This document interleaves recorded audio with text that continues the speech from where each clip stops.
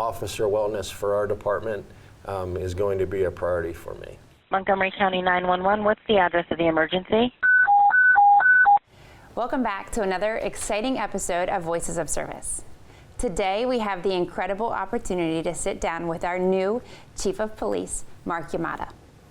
We are going to hear about his inspiring almost 36-year journey and gain valuable insight into his plan for the future of our department. Chief, thank you for being here. My pleasure. So 36 years. That's incredible. You know, a lot of people, they talk about retirement. You could have retired many years ago.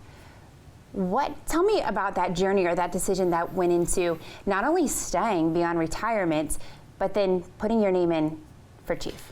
Yeah, I mean, so each stage of my career, I guess, it started when I was a detective doing undercover work. Okay. I reached points at various stages where I said, this is what I want to do. Mm-hmm. I don't need to get promoted. I don't need to have another assignment. This is where I'm going to be for the next 10, 15, whatever, how many years it was. I never looked at the end of my career, but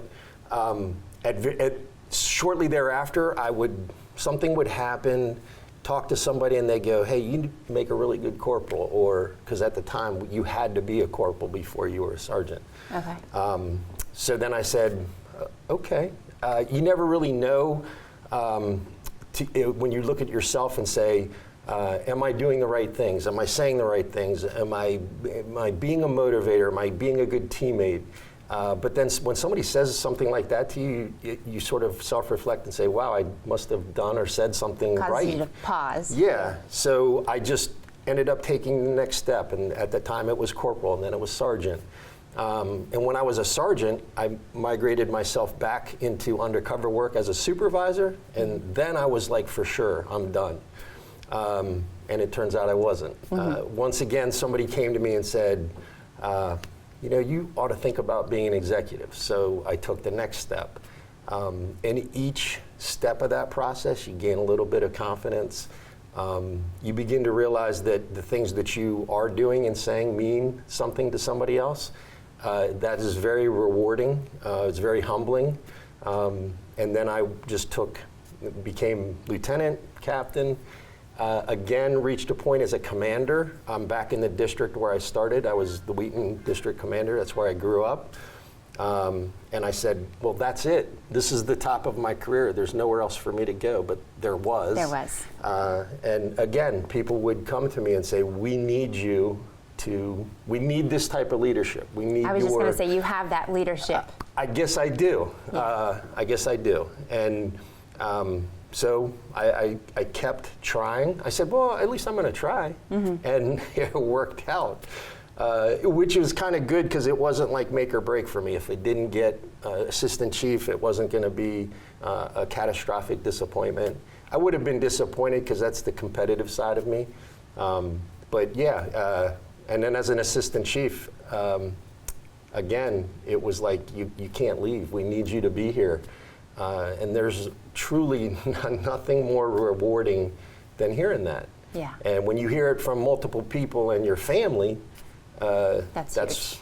Yeah, that's huge. And so that's why I'm still here after all this time. I felt like I could make a difference. People were supporting me to say, you can make a difference. So that's why I'm here. Phenomenal. Now, I want to take you back to the beginning, or even kind of pre-beginning. Did you always want to be an officer? No. It's weird. I never really thought, and I say this, I joke when I speak with kids at school and things, I'll say, I still don't know what I want to be when I grow up. Mm-hmm. And part of that is honest. Like, I still feel like I'm this 10, 12-year-old kid looking for some other friends to play with, you know? So yeah, I mean, I started college. I really didn't give it much thought. Found myself in the business school and said, I'm going to start my own business. I'm going to open a bar. That seemed to be appealing to me. And that's what I did. I was in 1 year of graduate school trying to get my MBA, and my friends had graduated the year before, got jobs, started getting their own apartments, doing things, and I was like, man, I'm still in college. Went to a job fair, I had started selling medical supplies and went to a job fair. I saw 2 Montgomery County Police recruiters. It was a job fair up in Frederick, and Norman Washington and Ora Murray. And I talked to them. I said, this is where I grew up. This fits with my mentality of, I had always been involved in athletics. I didn't want to sit behind a desk. And I said, let me just try. So I applied, and I got turned down the first time. Okay. So I applied again, and they took me. And 36 years later, here I am. Well, that's a huge reminder to those who maybe have applied and they get turned down the first time. We have a chief of police sitting here saying, hey, don't give up. Yeah. Look where you are. That's phenomenal. Now let me ask you, because I know we've had a previous conversation. So what did the movie Police Academy play into? Yeah, so it was a very popular movie at the time. I'm a big comedy fan. I watched the movie.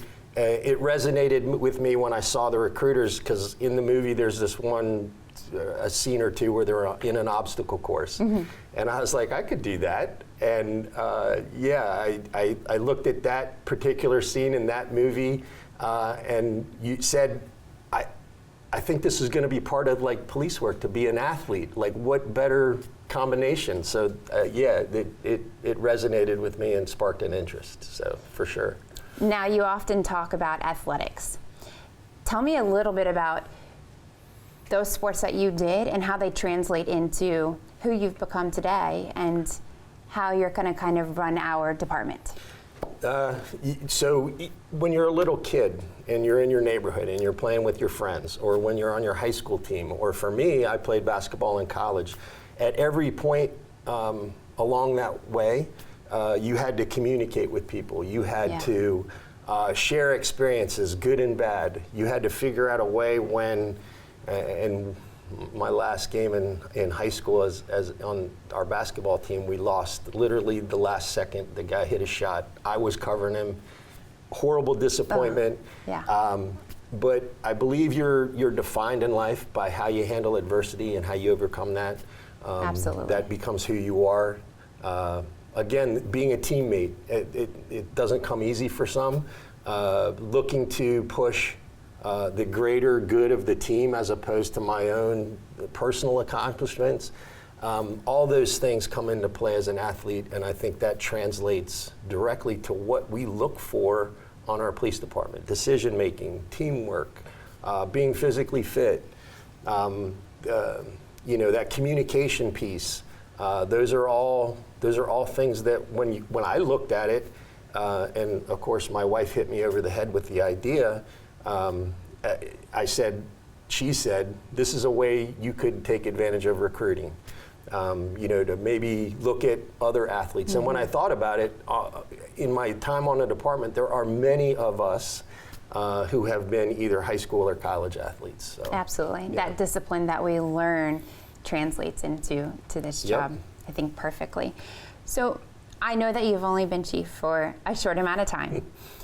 But have you given any thoughts into maybe what some of your goals or priorities are going to be during your time? Yeah, I mean, right now, initially, juvenile crime is on the rise, as it is nationally. But not only are juveniles committing crimes, but they're also increasingly becoming the victims of crimes. So how do we address that? I think our young people are our future. Absolutely. Somebody else has already said that, but I believe that to be true. So whatever I can do to help direct and guide our youth in a positive direction, as opposed to being criminally involved or making poor life choices, that is a priority for me in our department. Traffic safety. Yes. We are constantly faced with loss of life, serious injury on our roadways. We have a Vision Zero approach to this. I would love to be at zero at some point. Is that my ultimate goal? I think I'd set myself up for failure if that zero was my ultimate goal. But can we help reduce what is going on and improve traffic safety? That would also be a priority. And then We in law enforcement have long recognized that mental well-being Yes. for our officers is important, but I don't know that we've really taken the steps necessary to put that into practice. So officer wellness for our department is going to be a priority for me. Awesome. That kind of segues into the next question that I had for you. I know we spend a lot of time on focusing on that recruitment piece and figuring out how to get new officers to our department. But I do have a question as to how do you plan to support those officers that are already here? It's something I've done since I've been an officer. I have been able to be around really great, brilliant people. There's no shortage, professional staff, officers, supervisors on this department who are far smarter than I am, far more brilliant, far more innovative. I am going to just try to figure out a way to allow people to be great. They are great. Yeah. My job is to allow them to be great. And I think if I use the term nurture, or instead of motivate, I look at it more like my job is to inspire people to realize their greatness, and then in turn, they're going to lift me up, they're going to lift the department up, they're going to lift up other officers. So if I can figure out a way, and I've put it into practice as, like I said, as a corporal, sergeant, lieutenant, captain, commander, assistant chief, and now the chief. And if I message that down, I think that'll be one thing that I'm going to try to do. Yeah, absolutely. It sounds like you want to inspire others to become a leader like yourself. That's Sure. phenomenal. So do you have a message, or what is the message that you would like to kind of convey to our community? And again, I know it's initial. Yeah, born and raised here, raised my family here. I've always been a big community person. When I walk through, I live in Brookville now, I grew up in Wheaton, but regardless of where I go, I run into people who have seen me, known me, shaken hands. That's my message. I am available. I'm approachable. And I want to give them the services. I want to provide them with the services that they want and they need. I'm not going to try to force anything on anybody. I want their input into how this is going to look, and then put it into practice. And I think with allowing people to have a voice, allowing people to know that their input is understood and listened to, and I think that leads to better decisions and more effective outcomes for everybody. Phenomenal. Is there anything else that you would like for our community to know? No, it's definitely an honor to be sitting where I'm sitting. I thank everyone who has supported me along the way, and that includes our community. My family, the other officers on the department, my peers. It's just, I'm excited. I know this is a huge challenge, but I think as great as I believe this department is, I think we can be even better, and hopefully that will be my goal, is to take us to the next level. And really leave that behind for someone else whenever it is I decide to step down. Phenomenal. Now, I know you have a ton to do and your time is limited, but I have to ask. So, as you know, we do, several officers, including myself, do leadership academies at elementary schools. Yep. And the last time when you were going to come speak at graduation was around the time that you found out you were going to be chief. Yep.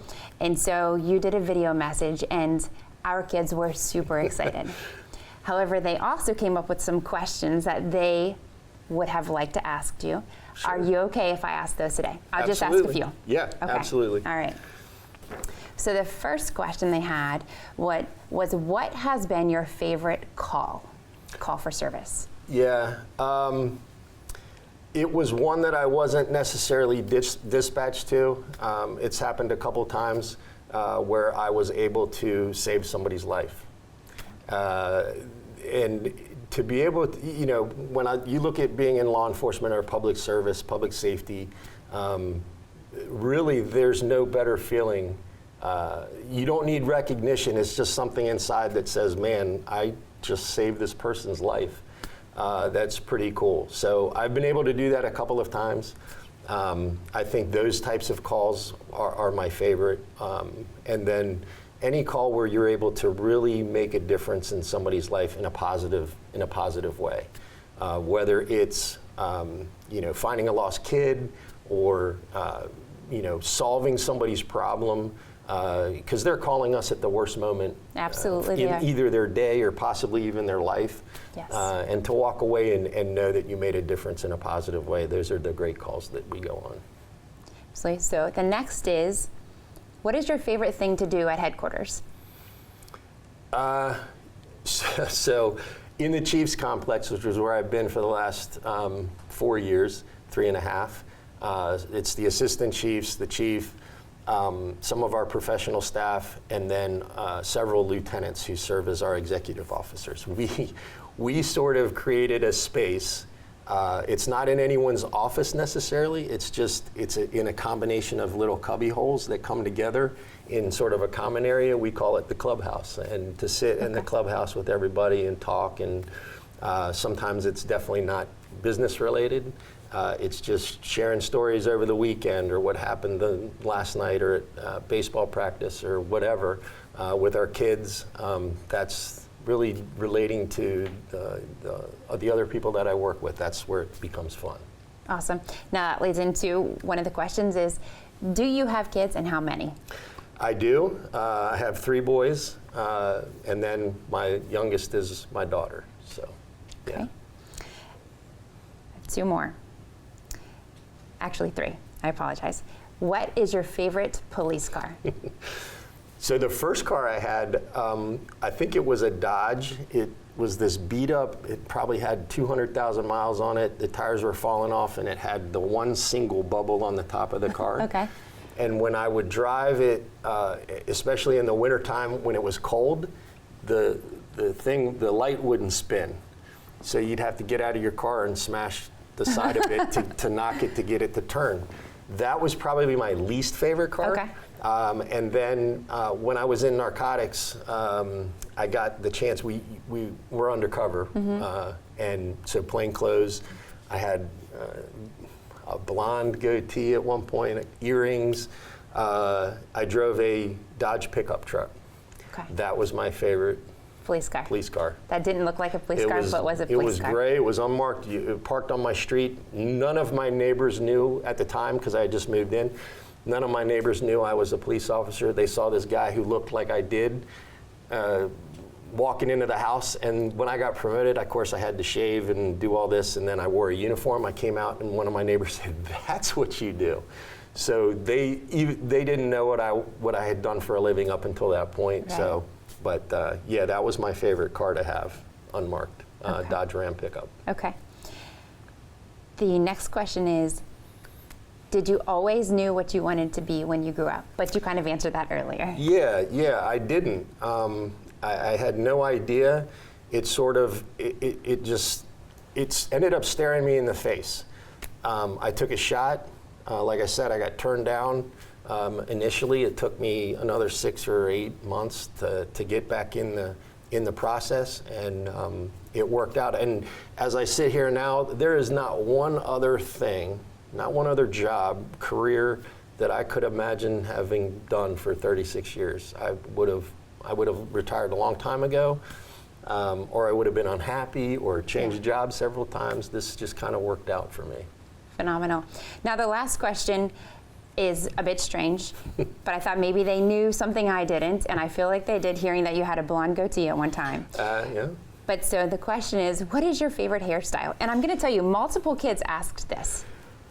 Yeah, so I was in high school in the 80s, or the early 80s, and the girls had like this, they feathered their hair. It was kind of nothing really short, but if you look back at my wife, because I knew my wife in high school, we didn't date in high school, but she had feathered her hair, and that's the look that kind of...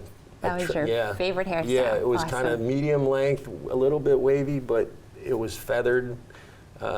Yeah, they don't really do that anymore, but yeah, that's what comes to mind. Awesome, awesome. Well, I know that the kids will be happy. Thank you for taking that time.